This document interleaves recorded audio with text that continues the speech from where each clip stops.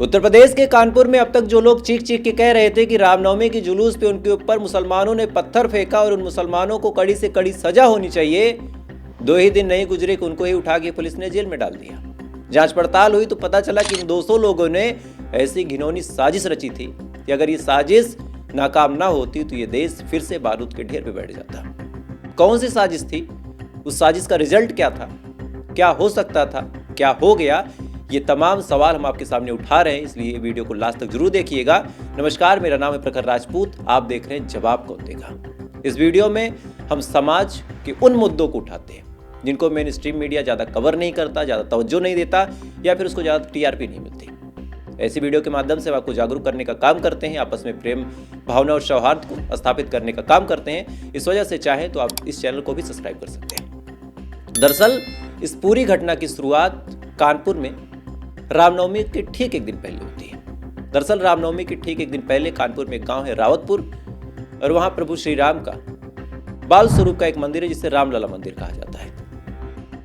वहां लगभग 30-35 सालों से एक प्रथा है कि रामनवमी का जुलूस निकाला जाता है, और उससे भी एक दिन पहले यानी रामनवमी के ठीक एक दिन पहले वहां ध्वज पूजा होती है और उसका भी जुलूस निकाला जाता है। इसी दौरान जब ये जुलूस निकाला जा रहा था तो कुछ लोग डीजे पे बहुत तेज आवाज के साथ गाने बजा रहे थे।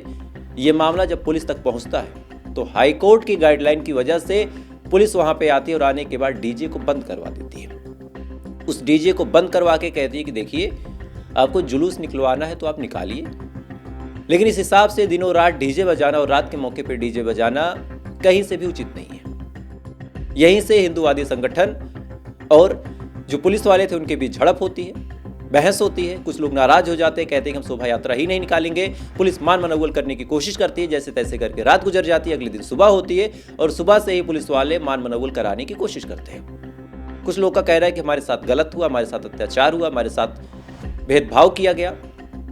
यहाँ दिन में 5-5 बार अजाने होती है, उसको लेके कोई माइक की कार्रवाई नहीं होती, माइक पे ही अजाने होती हैं। अगर एक दिन हम अपना जुलूस निकालना चाहें, अगर एक दिन हम डीजे बजाना चाहें तो हमको रोक दिया जाता है। वहीं पुलिस का कहना है कि हाईकोर्ट की गाइडलाइन है और हमें उसको फॉलो करना होगा। बेली तमाम चीजें चलती रही, बहस धीरे धीरे आगे बढ़ती रही। इसी दौरान शोभा यात्रा शुरू की जाती है। जैसे शोभा यात्रा शुरू की जाती है, अचानक से बड़े बड़े डीजे वहां पे आके खड़े हो जाते हैं। ये बात जैसे पुलिस तक पहुंचती, पुलिस की टीम फिर से आती है और आने के बाद उन डीजे को रोकने लगती है और कहती है कि ये डीजे नहीं बजाए जा सकते।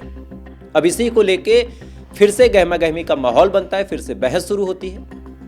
धीरे धीरे ये बहस उग्र रूप ले लेती है। किसी ने उठा के जूता फेंक दिया। ये जूता एक पुलिस वाले को लगता है। जैसे पुलिस वाले को जूता लगता है, मामला और गंभीर होता है। उसके बाद पुलिस वालों पे भी कुछ आरोप लगते हैं। पहला आरोप ये कि इन्होंने कुछ बिना ट्रेनिंग ऐसे दरोगा जिनकी पोस्टिंग नहीं हुई थी, जो अभी अंडर ट्रेनिंग थे, उनको बुला लिया। उनको बुलाने के बाद लोगों को पकड़ने लगे और साथ ही ऐसी गाड़ियों में बैठाने लगे जो पुलिस की रजिस्टर्ड गाड़ी नहीं थी। कोई प्राइवेट गाड़ी थी जिसपे पुलिस लिखा हुआ था, ना कोई नंबर प्लेट थी, ना कुछ था, नई नवेली गाड़ी थी, उसमें ठूसने लगे। इसका वीडियो भी सोशल मीडिया पे खूब तेजी के साथ वायरल हो रहा। इसी बीच फिर एक खबर निकल के सामने आई और इस खबर ने सब कुछ बदल के रख दिया। अब तक ये मामला जो स्मूथली चल रहा था, इस मामले में जैसे हिंदू मुस्लिम का छौंका दिया गया, फौरन पूरे देश में इस घटना के वीडियोज वायरल होने लगे। दरअसल विश्व हिंदू परिषद के एक नेता है जिनका नाम है आशीष गुप्ता। पहले आप इनका वीडियो देखिए, फिर उन्होंने क्या कुछ कहा आपको मैं डिटेल में बताता हूँ। सर, क्या नाम है आपका? आशीष गुप्ता हूँ, विश्व हिंदू परिषद कानपुर ब्रांच। सर, यात्रा निकल रही थी, यात्रा में पथराव की बात सामने आई, क्या हकीकत है? आप लोग कुछ समय देखिए, पहली बात तो ये है कि प्रशासन ने जब कहा कि साउंड नहीं लगेगा, एंड टाइम बताया, कल रात को बताया पूरे महानगर में, कानपुर महानगर में साउंड नहीं बजेगा जी। पहले तो मेरा प्रशासन से ये सवाल है कि हमारे साउंड आप एक दिन में 2-3 घंटे 4 घंटे के लिए नहीं लगने देंगे। इनके साउंड जो रात में सुबह दोपहर शाम कंटिन्यू चालू रहते हैं, आदमी सो नहीं पाता है, बीमार आदमी वो घुटा जा रहा है, मरा जा रहा है, उस पर योगी सरकार ने कहा है, उसके बावजूद कार्रवाई नहीं हो रही है। हमारी सवारी में ये करते हैं, उस साउंड ना होने से हम लोग अभी आज की घटना के बारे में एक हम लोग निकल रहे थे रास्ते से, जो रास्ता पूरा मुस्लिम बाहुल्य है। उन लोगों ने वहाँ से हम लोग नारेबाजी कर रहे थे, नारेबाजी करते करते जय श्री राम के नारे लगते हैं वो लग रहे थे। ऊपर से देखते हैं कि ये गुम्मा आया, एक करते करते 2-3 आ गए, वो भगदड़ मची। तो भगदड़ मचते मचते हम लोग जब आगे चौराहे पर आए तो वहाँ भी 2-3 आए, उतने प्रशासन आया मौके पर। उसने हकीकत को समझा जाना, उसके बाद हम लोग को वहाँ से हटाया। तो हम लोग धीरे अपनी यात्रा को ख़राब नहीं करना चाहते थे, तो हम लोग आगे बढ़े। अभी प्रशासन से मेरी मांग है कि उस पर कार्रवाई तुरंत हो, नहीं तो हम लोग यहाँ से हटने वाले नहीं हैं। सर क्या कोई घायल भी हुआ है चूंकि पत्थर चलने की? हाँ, जानकारी है कि कोई एक नमन, एक लड़का भी मिस है, एक करण भी है और एक लड़के की चोट आई है। एक लड़के की चोट है जो KPM में भी अपना इलाज करवाने गया है। फिलहाल आप लोग की मांग क्या है? मेरी मांग ये है कि उन पर कार्रवाई हो, जहाँ से ये गुम्बे पत्थर गिराए गए हैं उनका मकान। विश्व हिंदू परिषद के नेता आशीष गुप्ता का बड़े स्पष्ट अंदाज में कहना है कि हम शोभा यात्रा निकाल रहे थे, हमें रोका गया, हमें परेशान किया गया, हमें एक दिन पहले ही बताया गया कि डीजे नहीं बजाया जा सकता, और इसके बाद जैसे ही हम मुस्लिम बाहुल्य इलाके में पहुंचते हैं अचानक से मुसलमानों ने हमारे ऊपर पत्थरबाजी कर दी। पहले एक पत्थर आता है, फिर दूसरा आता है, फिर तीसरा आता है, उसके बाद हम अपनी जान बचा के भागते हैं। ये बात जब इन्होंने बोली फिर से सवालिया निशान खड़े हो गए कि क्या सच में इस देश में मुसलमान शांति नहीं चाहते? क्या इस देश के जो मुसलमान हैं वो जानबूझ के दंगा चाहते हैं? क्या वो चाहते हैं कि जो 100 करोड़ हिंदू है उनको मार के खत्म कर दिया जाए और इस देश को मुस्लिम राष्ट्र घोषित कर दिया जाए? आम जनमानस के दिमाग में यही सवाल था कि यार हमने उनका क्या बिगाड़ा? उनकी ईद हुई, हमने फूल फेंके, उनकी नमाज हुई, हमने होली रोक दी, और आज जब हमारी रामनवमी की बारी आई तो हमारे ऊपर पत्थर फेंक रहे हैं। ये सवाल भारत का हर हिंदू पूछ रहा था और 95% मुसलमान भी पूछ रहे थे कि वो कौन से लोग हैं जिन्होंने फिर से शांति खराब करने की कोशिश की। लेकिन इसके बाद जो सच्चाई निकल के सामने आई वो सच्चाई हैरान करने वाली थी, चौंकाने वाली थी। दरअसल जब पुलिस ने जांच पड़ताल की तब पता चला कि ना ही कहीं कोई पत्थरबाजी की घटना हुई है, ना ही किसी ने कोई पत्थर फेंका है। दरअसल आपस में ये लोग हुड़दंग कर रहे थे। जानबूझ के इन्होंने अफवाह फैलाई, जानबूझ के दुकानों में जाके तोड़फोड़ कर रहे थे, किसी दुकान वाले को परेशान कर रहे थे, क्योंकि इनको लग रहा था कि अगर हम हिंदू मुस्लिम का रंग दे देंगे हमारा पलड़ा भारी हो जाएगा। ऐसी घिनौनी साजिश रची कि अगर 1000-2000 लोग सीरियस हो जाते तो न जाने क्या होता।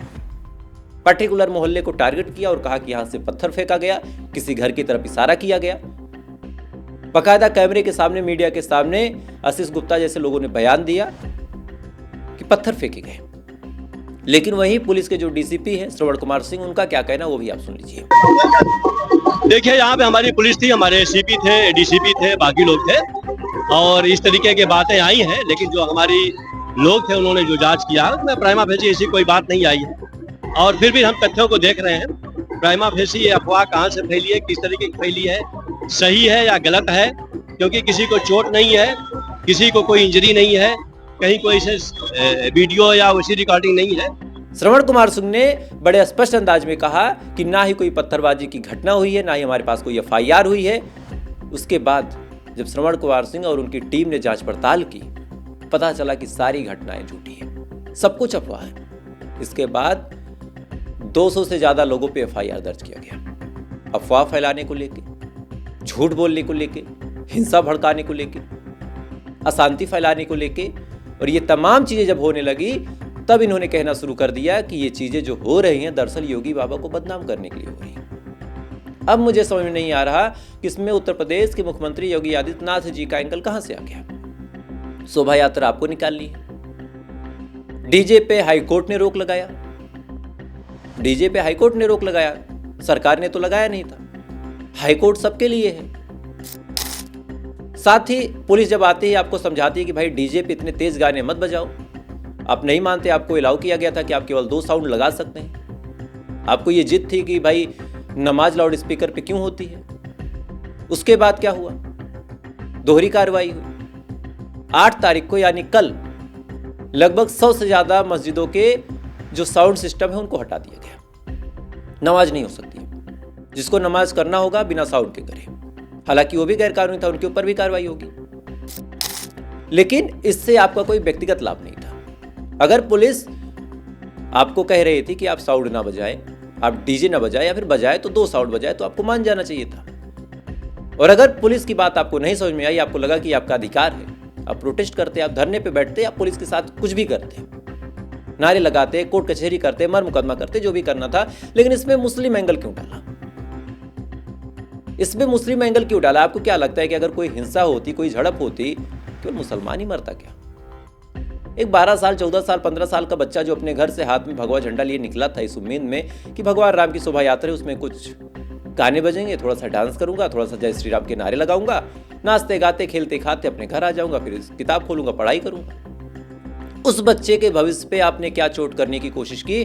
अगर वो किसी दंगे का शिकार हो जाता, किसी हिंसा का शिकार हो जाता, किसी झड़प का शिकार हो जाता, क्या होता? क्या होता? ये सवाल है। जबरदस्ती आपको करनी है। आपके आरोप, आपके इल्जाम थे कि जितने भी मस्जिद है वहां पे अभी भी लाउड स्पीकर पे अजान होती है। आपको उसको लेके कंप्लेंट करनी थी कि भाई आपको दिक्कत हो रही है, आपको डिस्टर्ब हो रहा है। अब तक आपने कुछ नहीं किया। आपने सोचा कि ये गलत कर रहे हैं तो हम भी वैसे ही करेंगे। आपको जब रोका गया तो आपको इस बात का मिर्च लग गया कि भाई उनको नहीं रोका, हमको क्यों रोका? गलत वो कर रहे थे, आपको कंप्लेंट करनी थी, लेकिन आपने तो पत्थरबाजी का झूठा ड्रामा फैला दिया। बहरहाल 200 से ज्यादा लोगों पे 132, 121, 191 जो बहुत मशहूर धारा है बीएनएस की, और 223, इसके तहत 200 से ज्यादा लोगों पे एफआईआर हो गई। 200 से ज्यादा लोग ऐसे हैं जिनको अब पकड़ा जाएगा, जेल में डाला जाएगा। कई ऐसे लोग हैं जो अपने आप को तथाकथित भाजपा का नेता भी कह रहे हैं। उनका आरोप है कि भाजपा की सरकार में भाजपा उनके खिलाफ कार्रवाई कर रही है। अच्छा, कुछ लोगों का कहना है कि भाई पुलिस जो है भाजपा को बदनाम करना चाहती है। गजब, पुलिस हमेशा सरकार की होती है, इसको हम सभी जानते हैं। ये तमाम आरोप, ये तमाम घटियापन की बातें आपको ओछा बनाती है कि हम इस घमंड में है कि सरकार योगी आदित्यनाथ की है तो ऐसे हिंदू कुछ भी करें। ऐसा नहीं होता। इससे आप अपने ही मुख्यमंत्री को बदनाम कर रहे हैं, जलील कर रहे हैं उसको। खैर, तो ये बड़ी अजीब घटना थी। मुझे लगा आपके सामने सवाल उठाया जाए कि अगर आप अपने बच्चे को, अपने बड़े को, अपने भाई को, अपने बेटे को हाथ में कोई भी झंडा पकड़ा के, हरा भी हो सकता है, भगवा भी हो सकता है, उसको भेज रहे हैं, और कोई भी आके कैमरे के सामने या फिर कोई भी आके आपके कानों में बताए कि अरे हम हिंदू टोले से गए या फिर हम मुस्लिम बस्ती से गए, हमारे ऊपर पत्थर फेंके गए, आपको ये बात कंफर्म कर लेनी चाहिए कि पत्थर मुझे लगा क्या सच में पत्थर आया भी था या नहीं? नहीं तो हर समाज, हर धर्म, हर मजहब में 2, 4, 10 लोग ऐसे हैं आपको उकसाएंगे, आपको कहेंगे कि ये देश आपका ही है। आपका है और आपका ही है में बहुत फर्क होता है। ये बात आपको समझनी पड़ेगी। नहीं समझेंगे आप, किसी दंगे का शिकार होंगे, मार दिए जाएंगे। उस दंगे से अगर आप बच गए तो पुलिस आपको उठा के मार देगी, जिंदगी बर्बाद हो जाएगी। इस वजह से ऐसी चीजों से बचे रहे। खैर, मुझे लगा इस वीडियो को आपको जरूर बताना चाहिए, क्या कुछ हुआ, क्या कुछ नहीं हुआ। आपकी क्या राय है कमेंट जरूर कीजिएगा, और ऐसी अपडेट के लिए अगर आप चाहें तो चैनल को फॉलो कर सकते हैं। तब तक के लिए आप अच्छे रहिए, खुश रहिए। जय हिंद, जय भारत।